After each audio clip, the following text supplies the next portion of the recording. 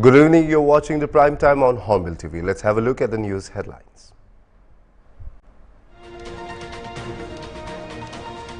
Punjab police shot dead a gangster identified as Gurshir Singh on Wednesday while he and one other were attempting to escape.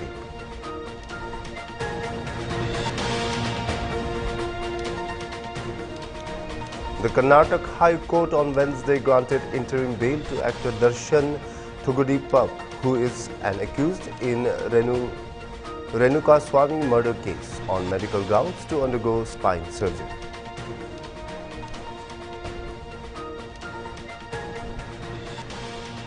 Top Canadian officials have reportedly admitted to leaking details about India's foreign interference to the Washington Post, but these specifics were not shared with Canadians, the Globe and Mail reported.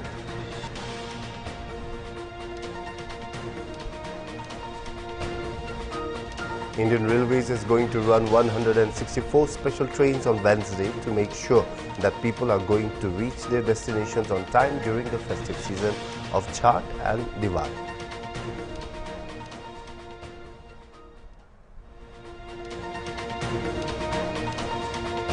As the tensions escalate in the Middle East, Hezbollah on Tuesday announced Naim Qassem as its new leader.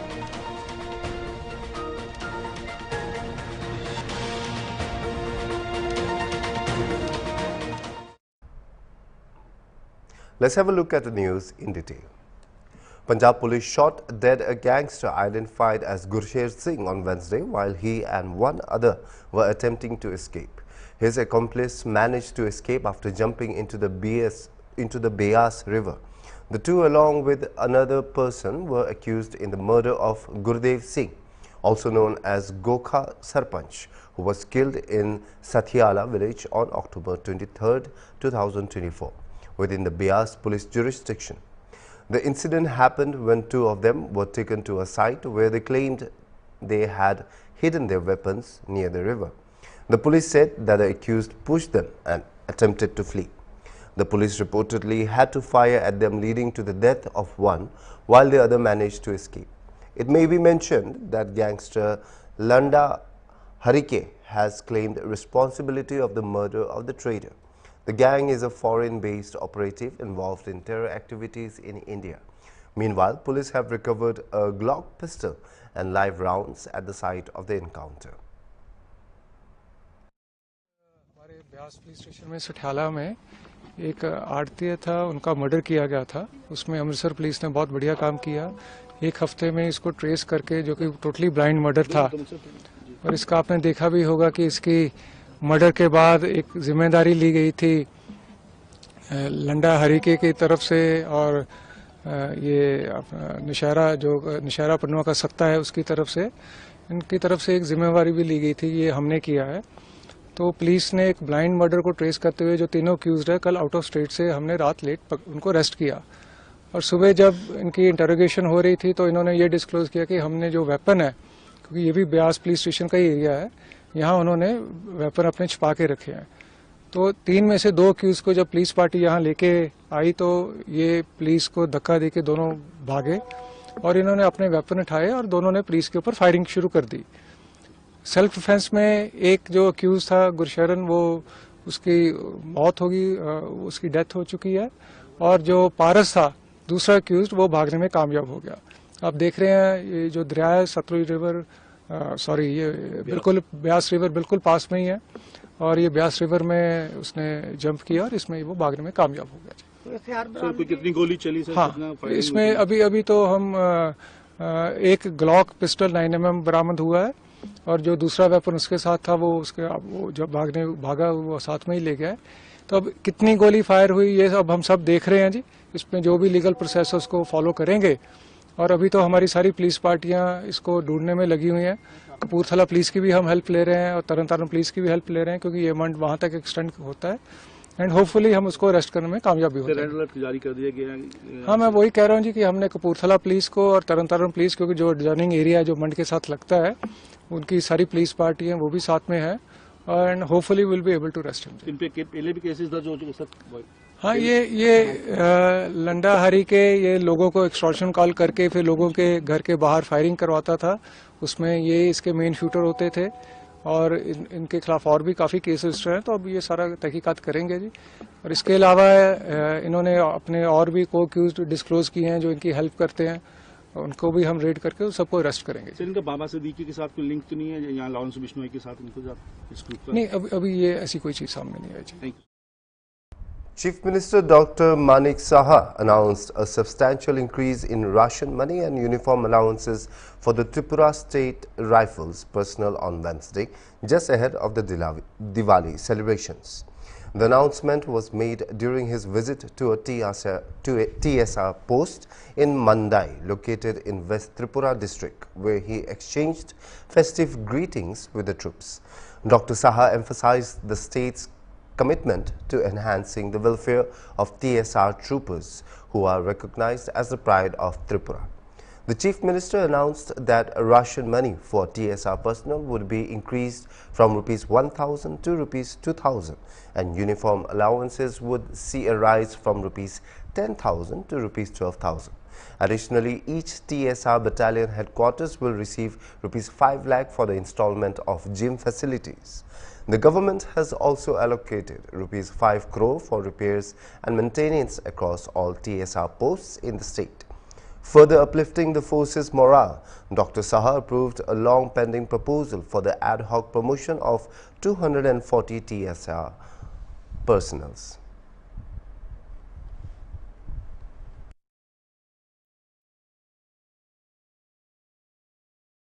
The Karnataka High Court on Wednesday granted interim bail to actor Darshan Thugadipak, who is an accused in Renuka Swamy murder case, on medical grounds to undergo spinal surgery. The bench of Justice S. Vishwajit Shetty granted interim bail for a period of 6 weeks to undergo medical treatment. The court had reserved the order on Tuesday on the bail application after hearing detailed arguments from the actor's legal representatives, Senior Advocate C.V. Nagesh and State Public Prosecutor P. Prasanna Kumar. The state had presented medical reports in a sealed cover from doctors at Ballari Central Prison, where he is lodged, and the head of the Department of Neurology at a government hospital in Ballari. Darshan was arrested on June 11 and is lodged in Ballari prison. His bail application, submitted on September 21, was rejected by a sessions court. Following this, he petitioned the High Court and requested interim bail to receive treatment. According to police, 33-year-old Renuka Swamy, a fan of the actor, had sent obscene messages to his friend Pavitra Gowda, also a co-accused, which enraged Darshan, allegedly leading to his murder. His body was found near a stormwater drain next to the apartment in Sumanahalli, here on June 9. No, there is no such a thing as VIP treatment. You know, normally if somebody is not well, the medical team which is there in the prison, they will take care, or they will outsource the medical team from government hospital. Such things are not the VIP treatments. I don't know what they mean by VIP treatment. And let us also get the report from the additional CP, and we will see if there is any violation of the prison rules or prison norms. Then if there is a violation, definitely we need to take action. If there is no violation and simply accusations, and we don't encourage such things. So my last question. Time for a short break.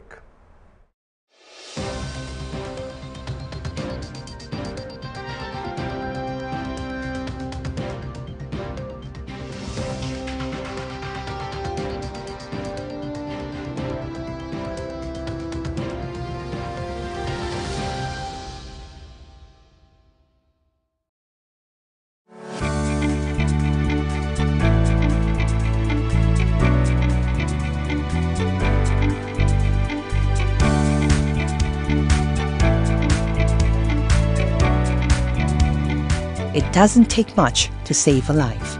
Practice safe behavior.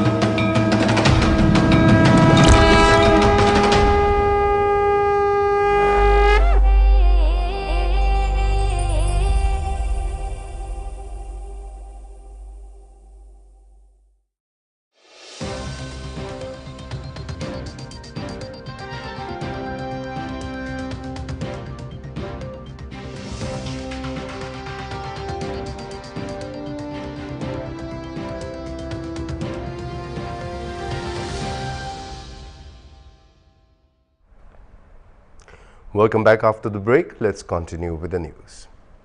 Top Canadian officials have reportedly admitted to leaking details about India's foreign interference to the Washington Post, but these specifics were not shared with Canadians. The Globe and Mail have reported. This news comes amid ongoing tensions between Canada and India, particularly after Prime Minister Justin Trudeau accused the Indian government of involvement in the killing of a Canadian Sikh activist. According to the report, Prime Minister Justin Trudeau's National Security and Intelligence Advisor has confirmed she leaked sensitive information about the Indian government's alleged role in murder, extortion and coercion to the Washington Post that was not shared with the Canadian public. Natalie Drouin, Trudeau's National Security and Intelligence Advisor, told the Commons Public Safety Committee on Tuesday that she did not require Trudeau's authorization for the leak and insisted no classified intelligence was provided to the U.S. publication the day before Ottawa expelled 6 Indian diplomats on Thanksgiving Day on October 13th. On October 14th, RCMP Commissioner Mike Duhem stated that India was involved in the killing of 3 people, but he only identified the slaying of Niger. During his news conference, Commissioner Duhem said 8 people have been charged with murder and 22 with extortion. 4 Indian nationals have been charged in the killing of Niger outside a Sikh temple. Drouin said leaking of sensitive information was part of a communication strategy that she and Deputy Foreign Minister David Morrison came up with to ensure that a major U.S. publication got Canada's side of its continuing the foreign interference dispute with India. Further, Drouin also affirmed that the communication strategy was seen by the Prime Minister's office. Deputy Minister Morrison and I spoke to the Washington Post on background late Sunday afternoon, October 13. We provided non-classified information on the action we had taken to cooperate with India and explain how the evidence showed links to the government of India conducting illegal activities against Canadians, including threats to their lives. The government of India has, from the beginning, accused Canada of engaging in a politically motivated investigation and using the Canadian media to further this. This is clearly not the case. However, we were prepared for this accusation to resurface. Therefore, we made a strategic decision to engage a respected international news outlet that had already published on the subject to ensure the record was straight and that our side of the story would be widely heard. Reacting on this, former diplomat Ashok Sajjanhar said since the 18th of September 2023, when Justin Trudeau got up in the Canadian Parliament and said that he had credible allegations ever since then, most skeletons have been coming out of the cupboard. He said the latest revelation is absolutely deplorable. They have been looking at maligning India for their domestic political ends. I look at it is that since 18 September 2023, when Justin Trudeau got up in the Canadian Parliament and said that he had credible allegations, I think ever since then, there have been more and more skeletons that have been coming out of the cupboard. Because you would recall that when Trudeau himself, just very recently, I think a few days, weeks ago, he was speaking to this committee on foreign interference. He said that when he made this remark on the 18th of September last year, he did not have any evidentiary proof. So if the head of a government, without any evidentiary proof, can slander the largest democracy in the world and say that, that they are the ones who are behind the killing of a terrorist, meaning you value that beyond your relationship with a country, without any evidence, without any proof, you don't wait for the investigation to be complete. Even now, he has not been able to, or the Canadian government has not been able to provide any evidence. So and the fact now, this latest revelation that has come out, meaning this is absolutely incredible. This is deplorable, the manner in which the Canadian authorities have acted. So what it really means is that right from the word go, they have been looking at maligning India for their domestic political ends, objectives.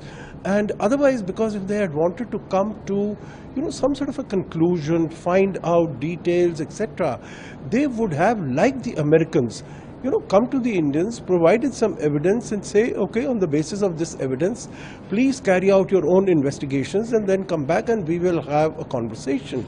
And India has been very forthright and forthcoming as far as the Americans are concerned. But the Canadians took an entirely different approach. Last year in September and even till now, there was no need. After the RCMP had spoken, the Royal Canadian Mounted Police had sort of come out in the open and say that Indian officials and Indian High Commission officials and the High Commissioner is involved in tracking the anti-India elements here and carrying out actions against them, suppressing them, even carrying out assassination attempts. And after that, again, Trudeau came for another press conference. There was no need for him to do that. The only objective was vilify India for his domestic vote bank politics, because he knows that for his survival, he needs to reach out to the Khalistani separatist elements and the party that is these Khalistani separatists have floated, the New Democratic Party by Jagmeet Singh Dhaliwal, and to get some support from them. Otherwise, if his intention was to get to the bottom of this, there would have been an entirely different approach that he would have followed, and not gone around sort of sharing all this half-cooked, half-baked information with not only Washington Post, but he said, we reached out to all our partners and those who think like us in other countries, in the UK, in US. The Indian Railways is going to run 164 special trains on Wednesday to make sure that people are going to reach their destinations on time during this festive season of Chhath and Diwali. According to Railway Board's Information and Publicity Executive Director Dilip Kumar, the trains will travel from all across the country, such as from Secunderabad, Ahmedabad, Kottayam, Ujjain, Bhopal, New Delhi, Nagpur to Bihar and Uttar Pradesh. The Indian Railway is set to make an additional 7,000 trips across the country with these additional trains. For certain areas where the railways expect overcrowding, additional seating arrangements and resting places have been arranged for the passengers.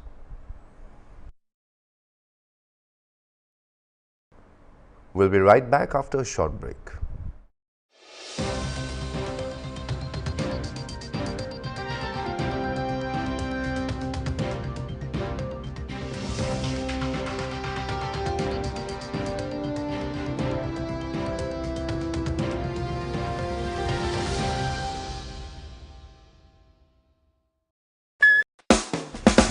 College बोले तो दोस्ती यारी यारों संग है freedom सारी freedom equals time of life माने enjoy ride Activa Activa Activa scooter ले एक्टिवा स्कूटर बोले तो Activa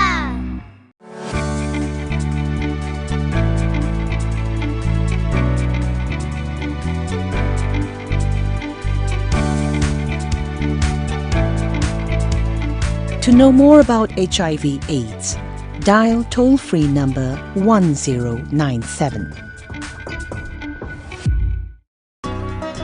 At office, I may be the boss. But being a woman, I have to make my home the best place to live in. Mama! Hey! Every day, my priority is to give the best to my family. Hey, welcome home. Wow, that's great. Everyday spices makes my task easier. Everyday spices never let you down.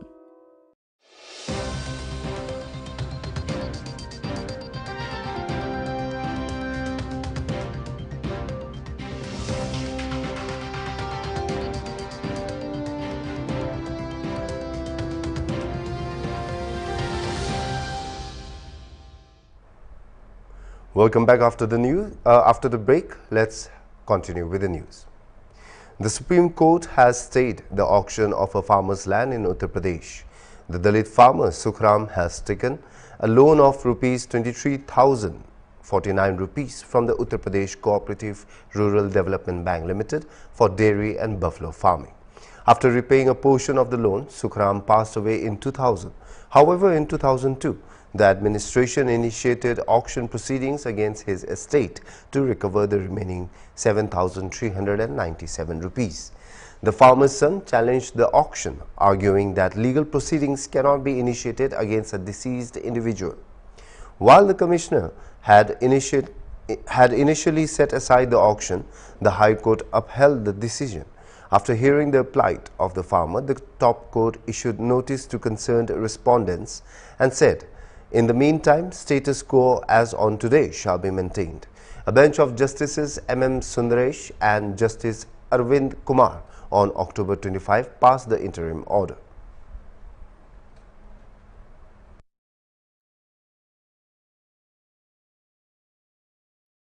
As the tensions escalate in the Middle East, Hezbollah on Tuesday announced Naim Qasim as its new leader. Qasim will succeed Hassan Nasrallah, who was killed in an Israeli strike on Beirut last month. With a new leader, the situation in the region is likely to become more complex. Hezbollah has been continuously fighting the Israeli forces even after Nasrallah's death. Earlier, it was anticipated that Hashem Safieddine would succeed the late Hezbollah leader Nasrallah. However, on October 23rd, Israeli Defense Forces confirmed that he was already killed some 3 weeks ago. According to the Times of Israel, Qasim has been a long-time deputy to Nasrallah and has been serving as the group's acting leader since Nasrallah was killed last month. Meanwhile, the war continues in Gaza as the latest Israeli strike killed as many as 60 people, mostly women and children. Gaza's health ministry said an Israeli strike on a 5-story building where displaced Palestinians were sheltering in northern Gaza killed at least 60 people on Tuesday, more than half of them women and children. The ministry's emergency service said another 20 people were wounded in the strike in the northern town of Beit Lahia near the Israeli border.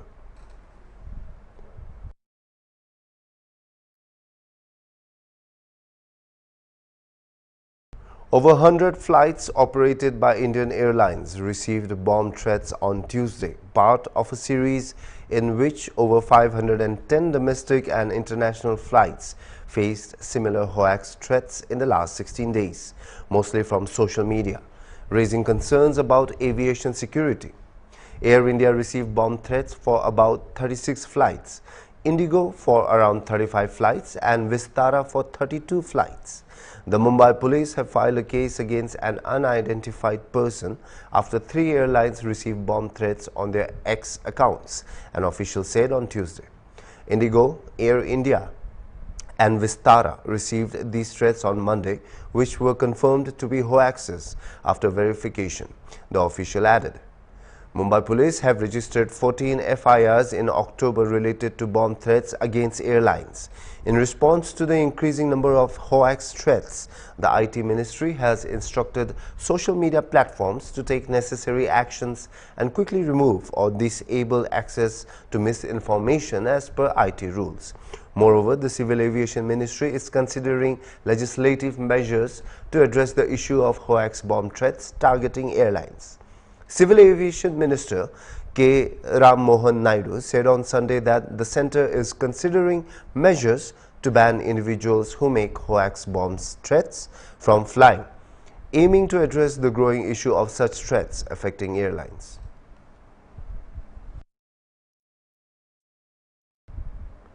That is all we have for now. For more news and updates, keep watching Hornbill TV.